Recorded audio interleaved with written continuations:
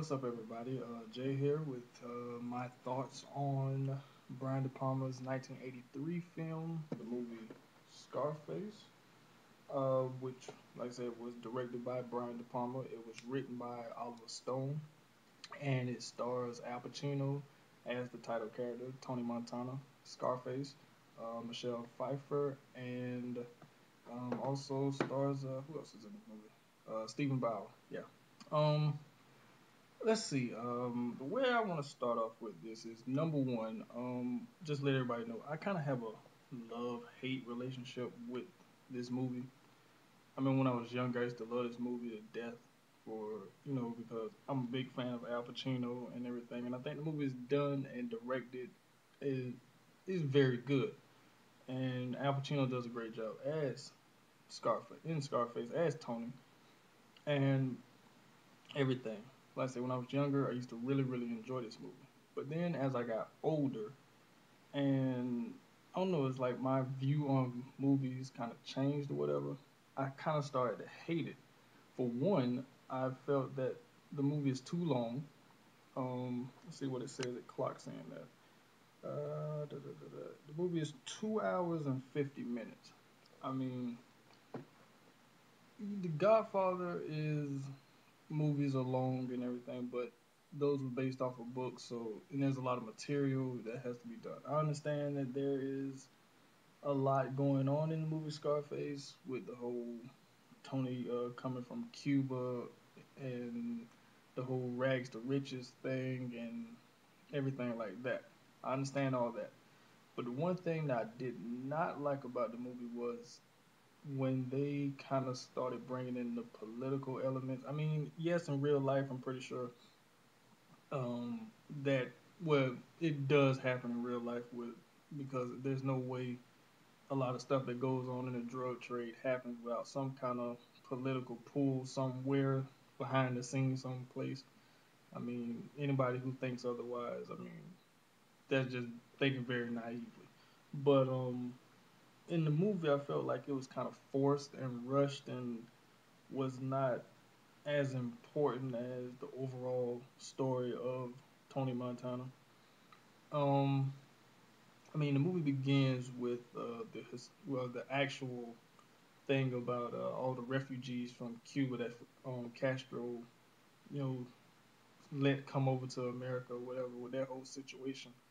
And Tony Montana and his friend Manny, played by Stephen Bauer, are among the people that come over and are in the refugee camp, if you will.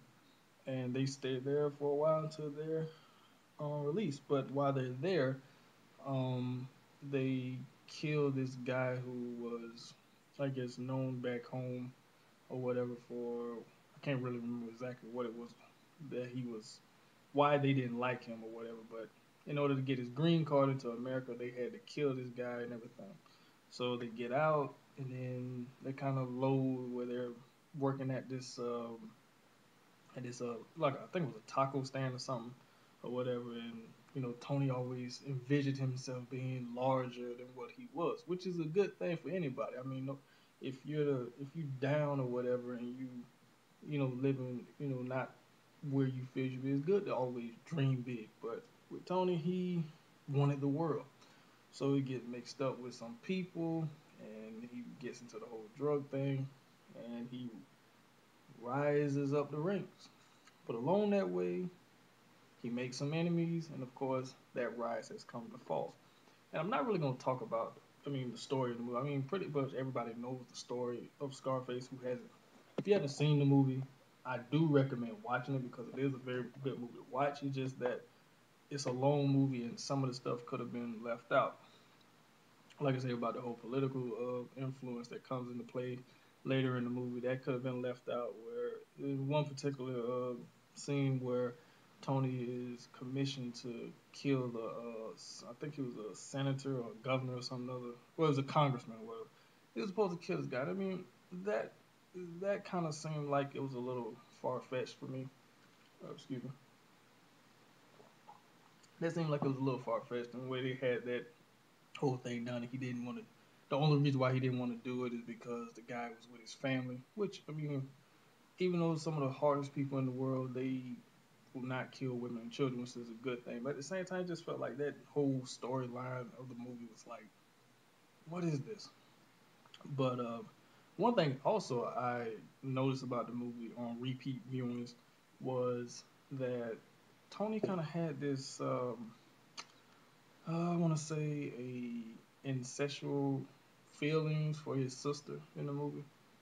She was his kid sister, but at the same time, it's like he was. It's one thing to be a big brother who is protective of his little sister, but at the same time, the way Tony was about it, in some ways, it's like he was just too, you know, into it or whatever. And it's like he, I think he was in love with his sister. And that's also toward the very end of the movie, she even alludes to that or whatever. And I don't know, I just felt like that was kind of like a little over the top. I mean, Oliver Stone is known for writing, excuse me, writing, some stuff that's kind of out there. But at the same time with that, I was like, okay, what is that about? The movie is considered to be ultra violent. I mean, you really don't see. Um, I would say, well, back then, '83. Um, at that time, I mean, yeah, it was considered to be very violent, but opposed to now, with a lot of movies that's come out since Scarface, it's a little tame. I know that the movie got an X rating. Its first couple of times through the MPAA, who I think are some of the.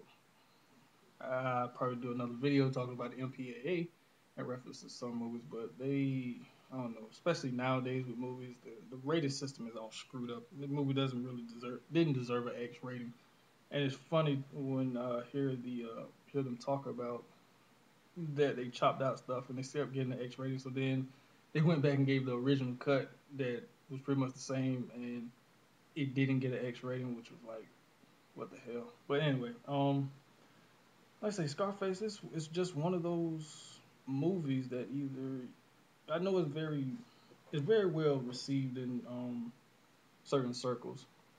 Um, Most notably the hip hop community and everything. A lot of rappers and everything they love Scarface.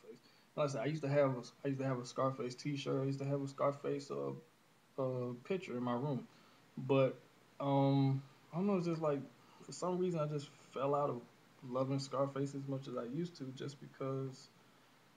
Like I say it's a good movie to watch. It's just it's not really it's not to be honest, it's overhyped.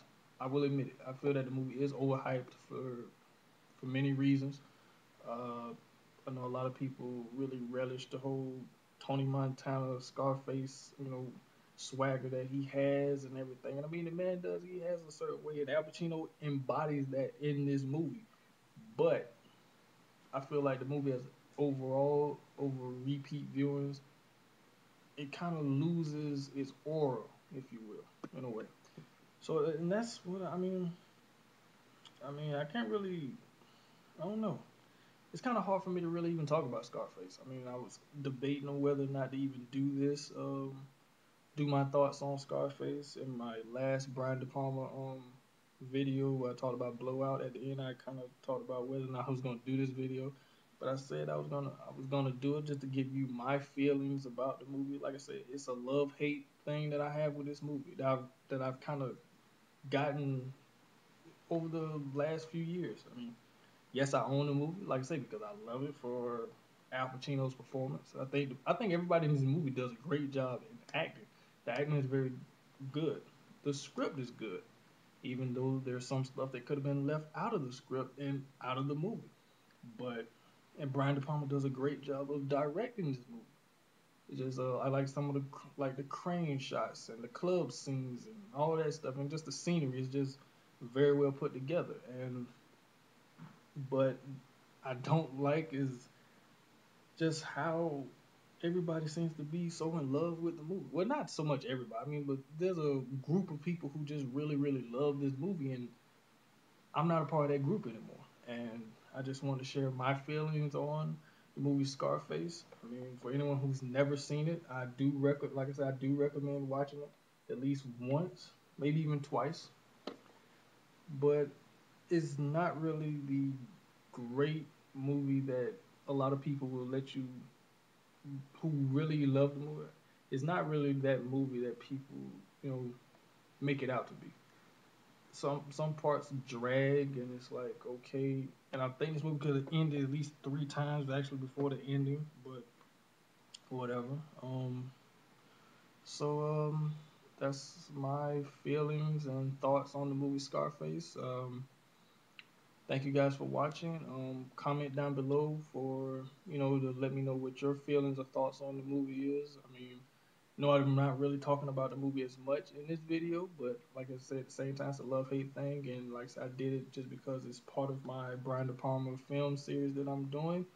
Um, so yeah, like I say, comment down below, rate, let me know your thoughts on it. If you want to give video responses to this video, and let me know your feelings of why you may like the movie, why you may hate the movie, or if you're like me, you're someone that's kind of stuck in the middle on it.